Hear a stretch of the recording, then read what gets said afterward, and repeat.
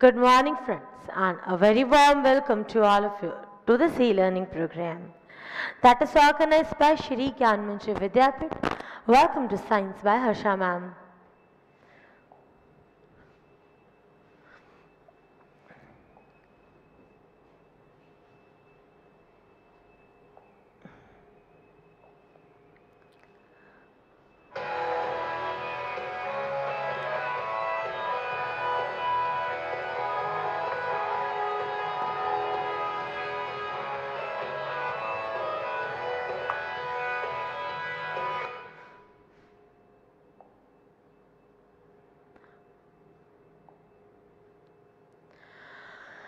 I hope you remember which lesson we are doing. We are doing chapter number 14, that is the natural resources. As per NCERT textbook, it is chapter number 14, but as per our biology Prachi textbook, we are having it a different name. Before we move further, let us have a quick look at whatever part we have done up till now. So this is a quick recap to it. What is resource? The stock or supply of any particular material. What can be that termed as? It can be termed as a resource. Resource is basically of two types, either natural or man-made. What is the meaning of the word natural resource now? Those resources which are available from nature, they are called as natural resources. The examples of this particular resources are air, water, wind. All these are examples of the natural resources. Then comes the four main spheres.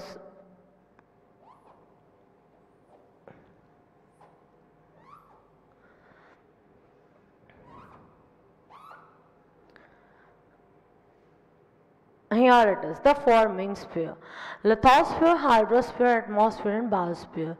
Lithosphere, it is also called as geosphere, and what it is including the crust and the uppermost mantle, which is totally rigid. Then comes hydrosphere. We are knowing that we are living on the earth where 3/4 of the portion is occupied by water. So major proportion is of this, that is hydrosphere. Among them, there is salty water and fresh water. The salty water is about 97%, while the fresh water is only about 3%. Where is the water now? It is in the oceans, rivers and lakes, even in the form of the moisture in the air. Then comes atmosphere, that is air. It is the whole of the cover of the earth, and it is helpful in it is helping in the survival of any particular organism on the earth. Then we did was biosphere. What is the meaning of the word bio? Bio means living. So any living entity is possible because of these three spheres, that is atmosphere, hydrosphere and lithosphere. Any living entity can live on any of these places just because of each another's interaction from between them. So for living substance to live, these three things are essential, and combination of all these three is called as biosphere. It is including two types of components. Which are those two components? These are living organisms coming under biotic, and in abiotic all the non-living things, that is air, water and soil. Then comes air. What is air? Air is the mixture of various gases, that is nitrogen, carbon dioxide, oxygen and water vapor. If we talk about carbon dioxide, then it is produced by the following activities. The very first one is the breakdown of glucose by oxygen and the combustion of fuels. How to fix the carbon dioxide? These are the two main ways by which carbon dioxide can be fixed. The first one is the green plant. They will convert the oxygen into carbon dioxide, and moreover the carbon dioxide, whatever they are producing, again that will be converted into glucose by which process? By the process of photosynthesis. Marine animals, that is those animals which are living in the water, salty water, they will use these carbonates which are dissolved in the seawater to make their outer shells. We will study about this fact in detail in our class 9, chapter number 4, that is biodiversity. The next one is the role of atmosphere in the climate control. Yes, we are not facing any major problem because of the change in the atmosphere. At once we don't have the more amount of heat or the less amount of cold. रातों रात एकाएक ऐसे कुछ हो नहीं जाता है that more increase or less decrease in the temperature is observed. Yes, it is observed at many places on in the solar system, even on the moon, that is our Mamaji's place. So this is how we can say that it is the average temperature of the whole of the earth is fairly steady during the night and the daytime, whole of the year. Why it is happening? It is happening just because of this reason, that is air is the bad conductor of heat. So it will not prevent any of the sudden increase in the temperature during the daytime or the night time. So that is all about it. Then comes the movement of air, which is winds. Moving air, what it is called as wind. Then next, motion of the wind. Why does it take place? Because of these two things, that is heating of the air and the formation of water vapor. Then next, what is actually happening? We had a discussion regarding this, that land gets first heated up and then water, and because land will get heated up, so air will rise up. At the place where there is water, the temperature will be comparatively less, and moreover the air will move up very slowly. So here when the air is going up, here there is low pressure and here there is high pressure near the water. So from the water to the land, the air will move. So this is how it the whole of the movement takes place.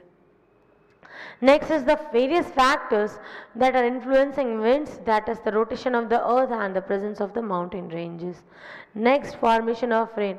Do I need to explain you this topic? No, I already know that. You already know this content. That is, whatever are the water vapors, they will get evaporated, and from the surface the water will get evaporated from the rivers, lakes, oceans, and these water will form the clouds by the process of condensation.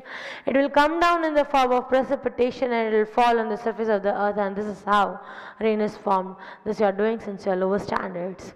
Then let's move further on the next particular topic, that is the next lecture which we did, which was on air pollution. Yes, the next particular content, air pollution. You know a lot of things regarding air pollution, but some of the important things which are given in your book and you need to memorize. As per NCERT book are over here, that is this: agents of the substance that will pollute the air, what are they called as? Pollutants. And here it is, the indicators of air pollution. The presence or absence of certain organisms, it will indicate air pollution. Organisms which is called as lichens, they are very sensitive to the level of contaminants like sulfur dioxide in the air. Okay, so ultimately if they are getting damaged, we can say that yes, there is something which is called as air pollution. Without measuring the proportion of any gas, we can come to know by their existence. So lichens, where they are generally commonly found, they are found in the barks of the tree as well as a thin greenish white crust. So if their existence is less or they are dying, that means that there is air pollution. This is very important statement. Read it once again, then we'll move further.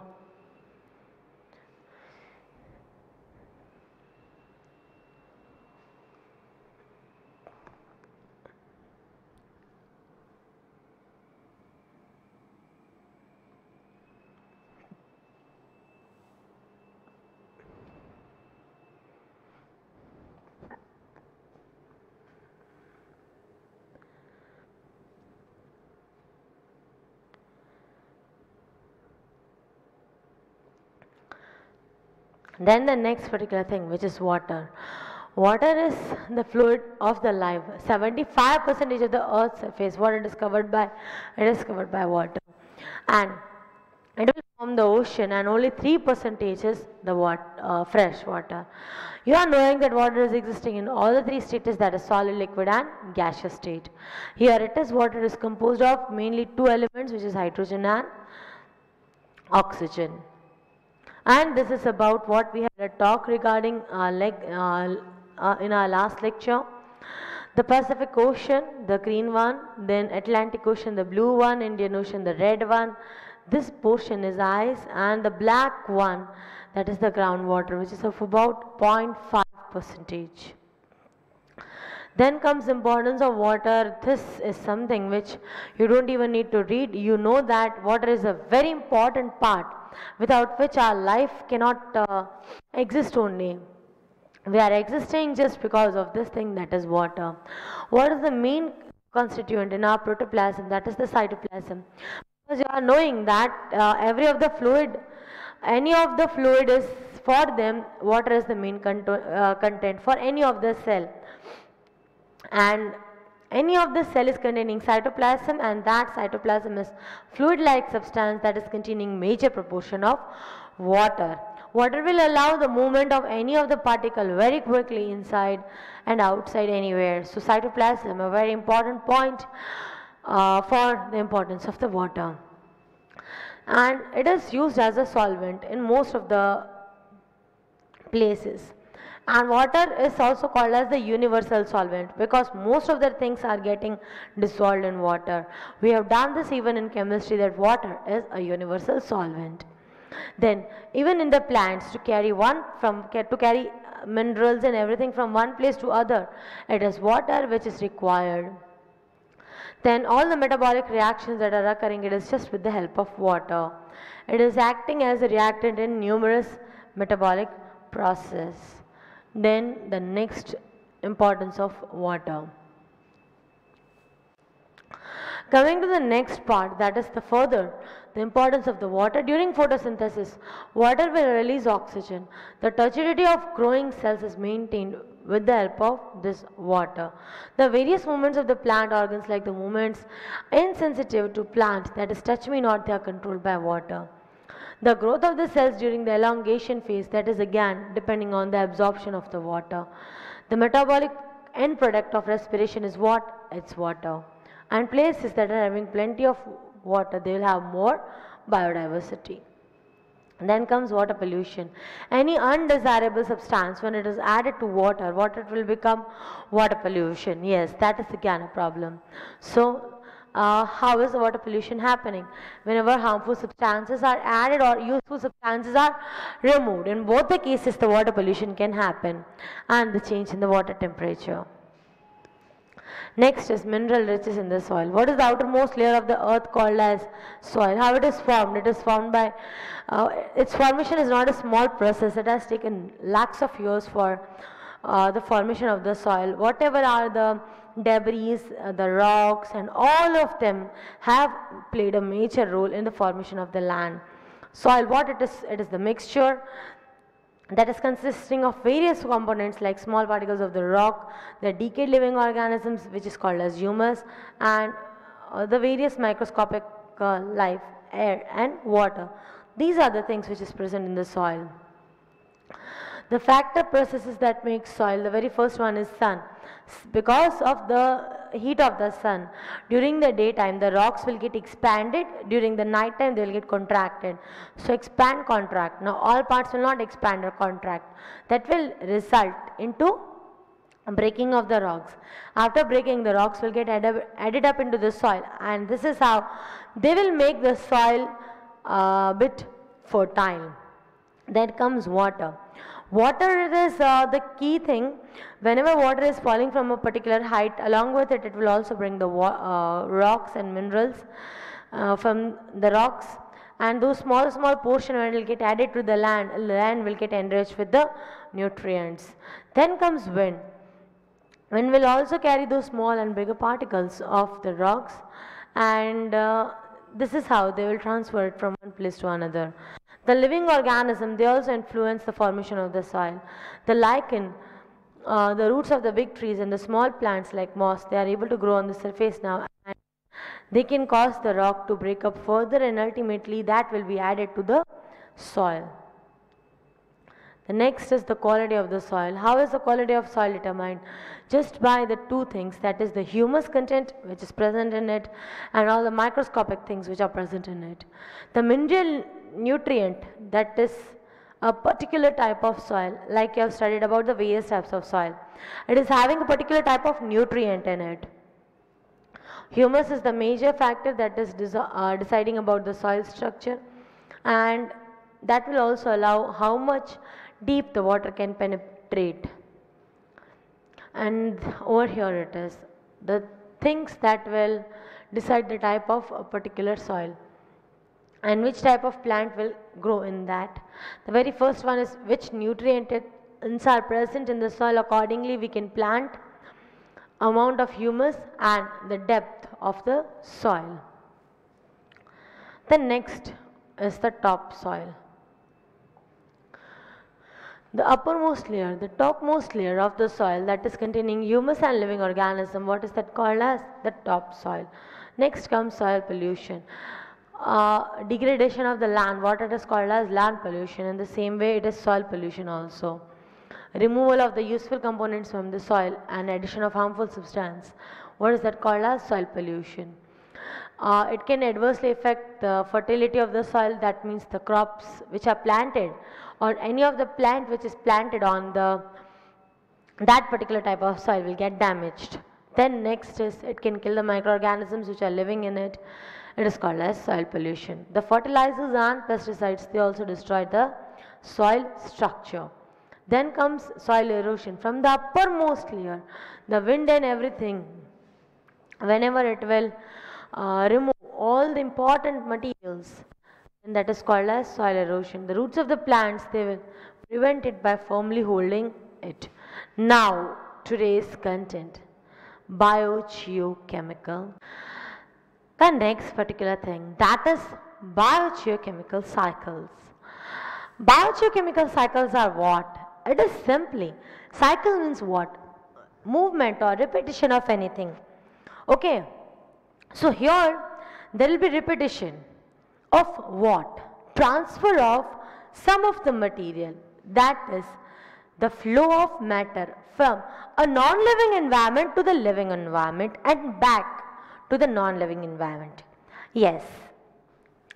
Now what is the non-living environment and the living environment? You already know that about the living and the non-living components. So whenever there is transfer of any of the material, be it nitrogen, be it carbon dioxide, be it oxygen, be it water, any of this material, when they are from the living entity, they are passing on to the non-living entity, that is the atmosphere, hydrosphere, somewhere. Then again they come back to that living entity, then that cycle can be termed as the biogeochemical cycle. So here it is, the biogeochemical cycles. What are the biogeochemical cycles? These are the cycles which flow the matter from non-living environment to the living organism, and again they will return it back to the non-living environment. That is the proportion of nitrogen, if it is 78 and if any of the living entity is taking it, then its proportion is not going to be less than 78, because by some or the other means it will be returned back to the atmosphere. That is about the biogeochemical cycle. Yes, it is the flow of matter from non-living environment to the living organism and it's returned back to the non-living environment. Once again, biogeochemical cycles, the cycle in which there is the flow of matter from non-living environment to the living environment, back to the non-living environment. This whole cycle, that is called as the biogeochemical cycle. Note down the definition, then we shall move further. Quickly note it down.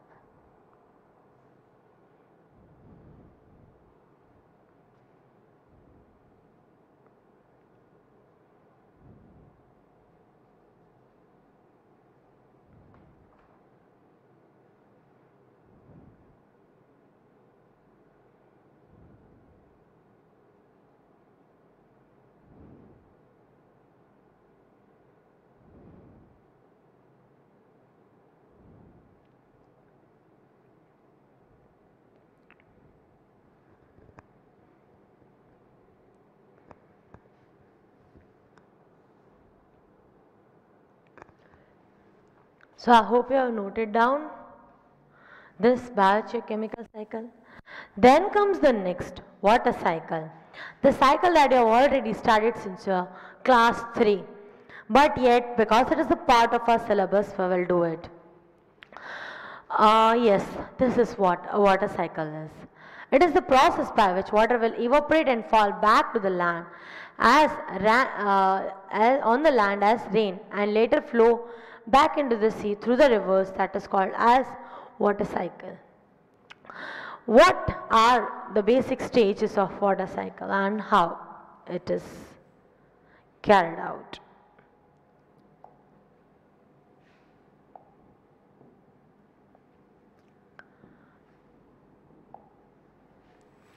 This is the water content. Any of the river or lake. I am teaching you class 3 content, water cycle. You may check it out, 3rd standard mein, ENV mein. Water cycle is the common thing which is coming.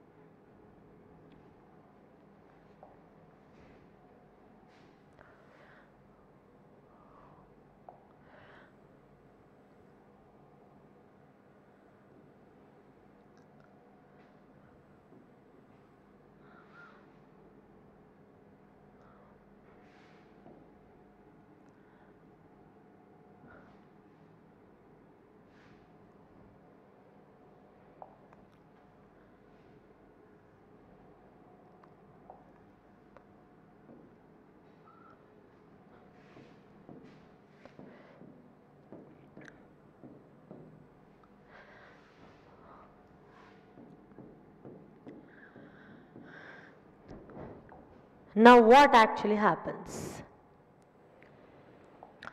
Water from any of the water surfaces, it evaporates up. Water gets converted into water vapor and that process is called as evaporation. What is that called as? Evaporation. Okay?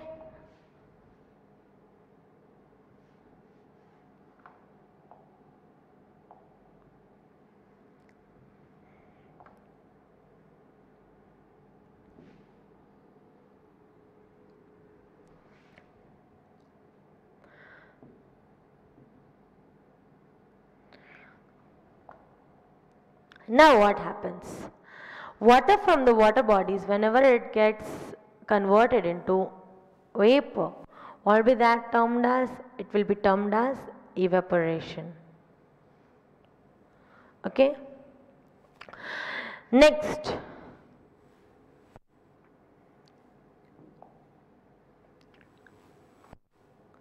Thing. Water, when it gets converted from the plants, okay, from the plants, when the water is getting evaporated, that process is called as transpiration.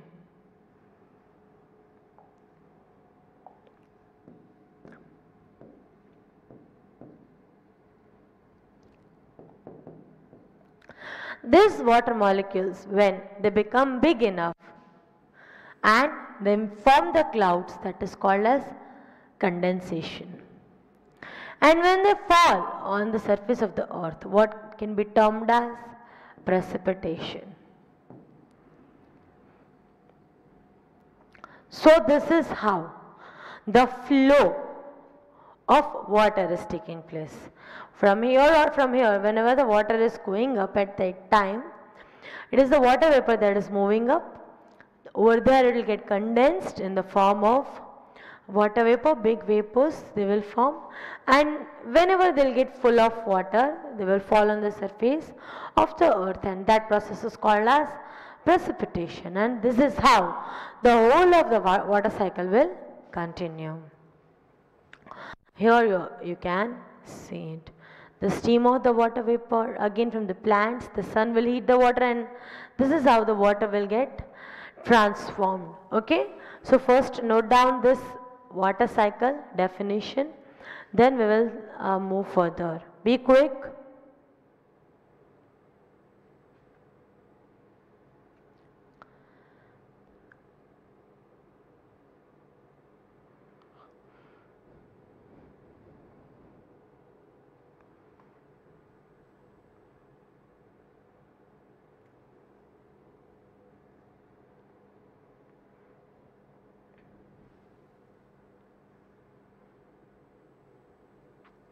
Note down the definition, then we'll see to its stages.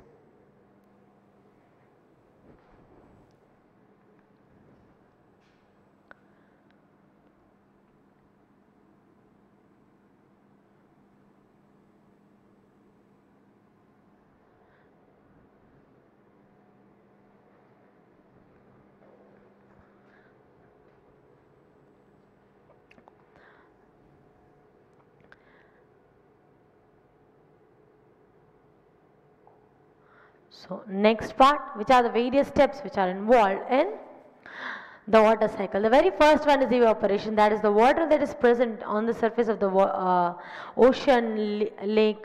The surface water will get converted into water vapor, and what is that called as evaporation. Then comes transpiration. The plants, they'll constantly absorb the water from the soil and it will go up, and water from the leaf that gets converted into vapor and moves up, that is called as transpiration. Okay. Next, during the process of respiration in the living plants, during the decay of the dead plants, water vapor is produced that will also go into the atmosphere. This is one more way by which respiration, even when in our process of respiration, the water vapor from our body also gets collected. So during the process of respiration and during the decay of the dead plants, whatever amount of vapor is created, that will also go into the atmosphere. Another way by which the water is getting added into the atmosphere. Condensation, as the water will over up, as we saw, they will rise up, they will get cooled up, and they will condense back into the liquid form. These droplets, they are small enough to float into the air. They will collect together, and what will they will do? They will make cloud, and these clouds will be blown up by the wind, and this way they will reach to various places of the earth. Precipitation, as more and more water droplets are formed, they will join together and they will make big clouds. When they become too heavy, in that case water might fall in the form of either hail or snow, or the sky rain, that is called as precipitation. Percolation and absorption, that means whenever this particular rainwater, whenever it will come back to the surface of the earth, it will get collected by the soil. So some of the precipitation soaks into the ground, and some of the underground water, it will percolate through the rock, and where it will add up to the underground water. And where is this underground water used? It is used by the plants, crops and trees to grow. So in this way the water cycle is completed. So note down these points quickly and be fast in noting. I'll zoom it for you.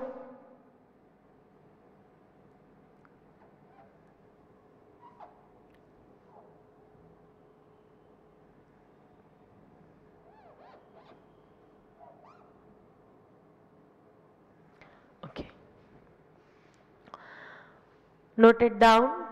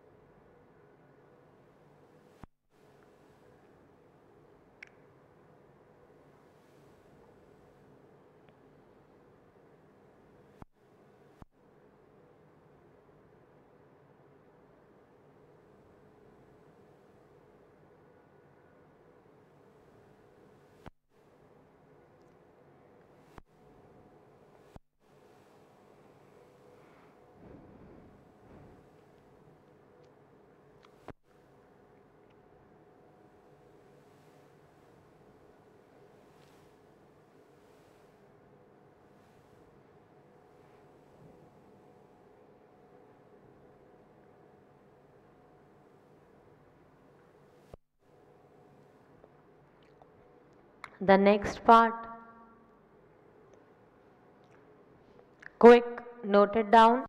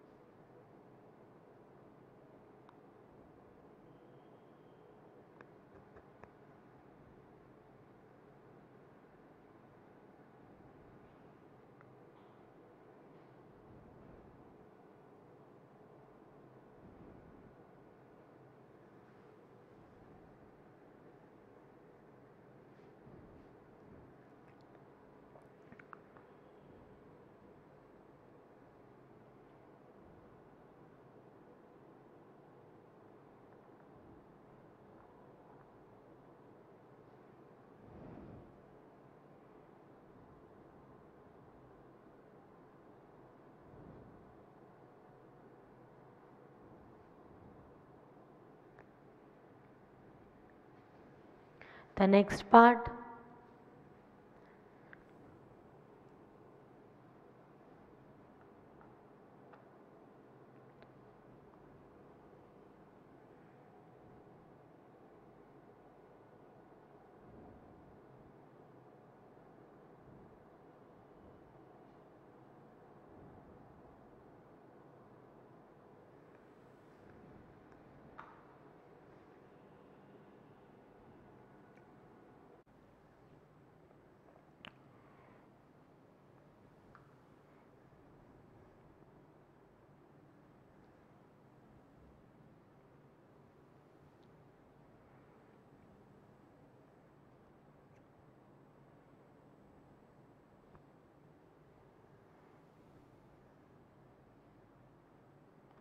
note it quickly.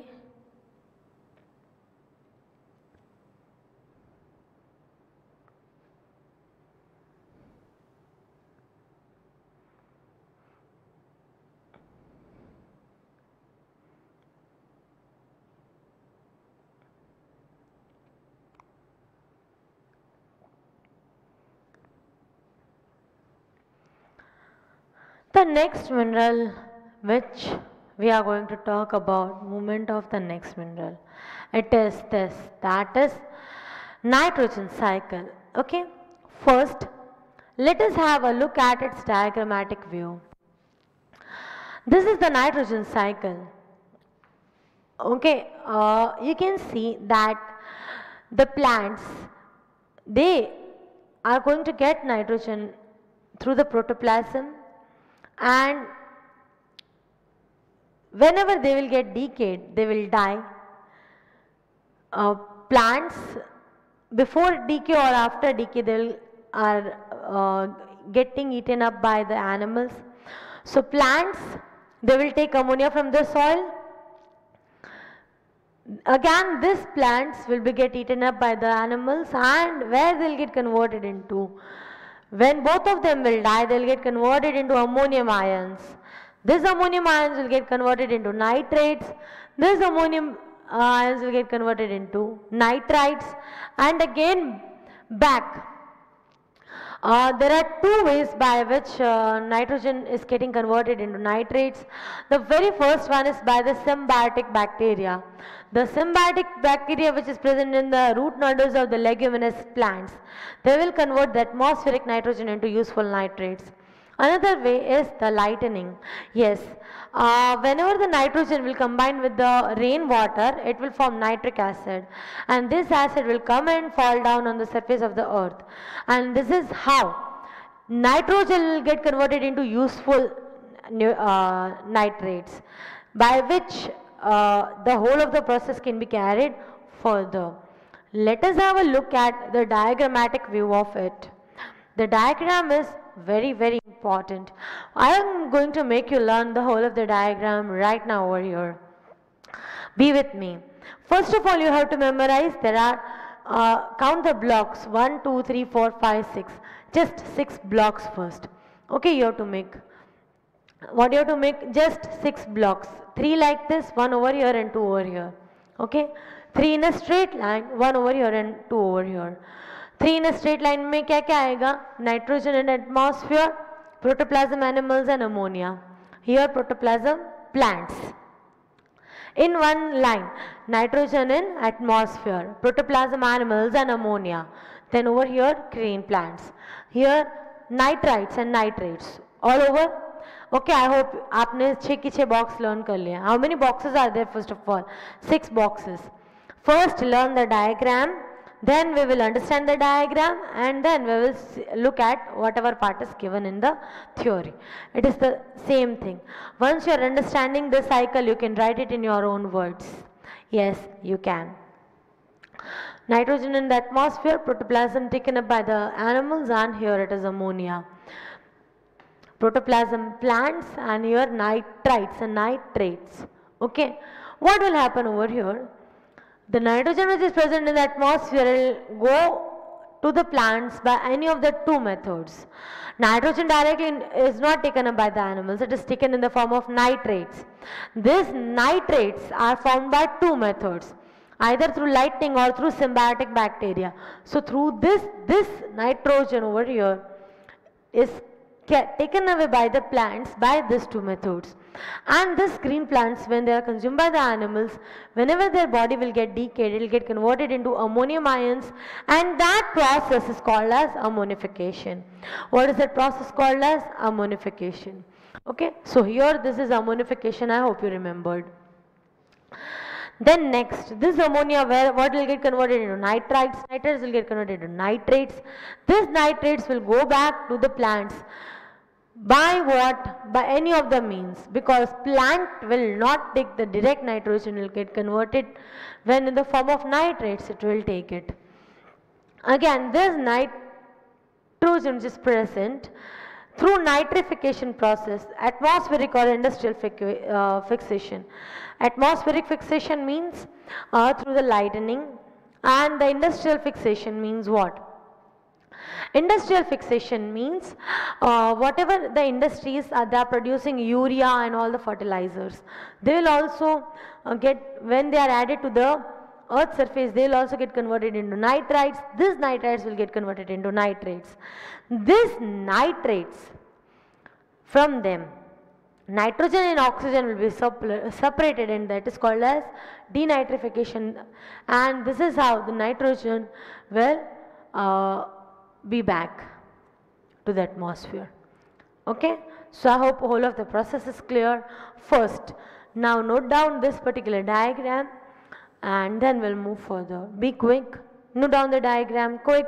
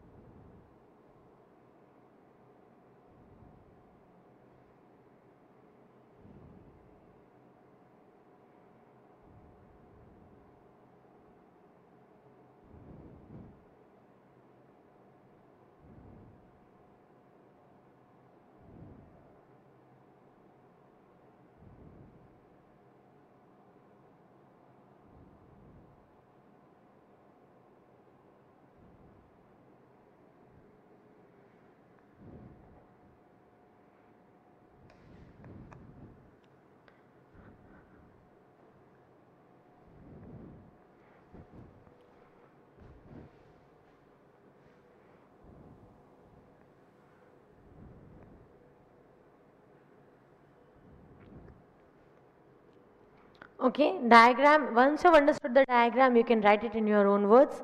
Let us have a look at whatever part is given over here.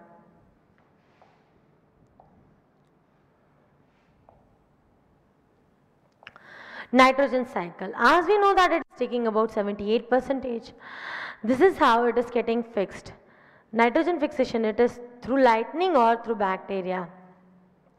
Through lightning, what will happen? As I said, the nitrogen will get converted into nitric acid, and the water will be, yes, acid rain will be formed and will come and fall on the surface of the earth. Then comes bacteria, that is the symbiotic bacteria which is present in the leguminous plants will convert the atmospheric nitrogen into useful nitrates. Then comes nitrification. It is the process which converts ammonia into nitrite ions. Then it will get converted into nitrate and plant can take it as the nutrients. The next step, that is ammonification, that is whenever the plant or the animal body will die, it will come, it will get decomposed with the surface, and what will happen? That will be converted into ammonia by fungi and bacteria, and that process is called as ammonification. Denitrification, that is the next particular step. It is the final step in which simple nitrogen compounds are converted into nitrogen gas when it is released back into the atmosphere to begin the cycle again, and this is how this process is called as denitrification. So just 4 basic steps are there, and note it down, then we'll move further. Okay, quick.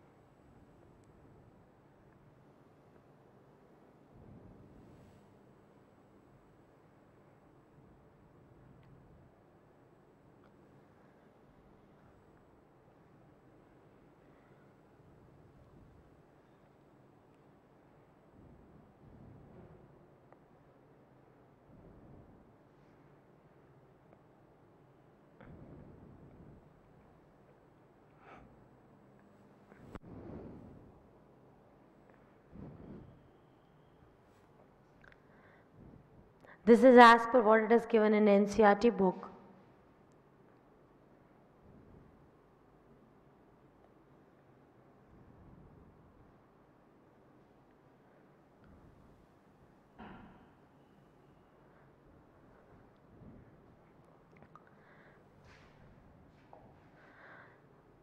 Next 2 steps.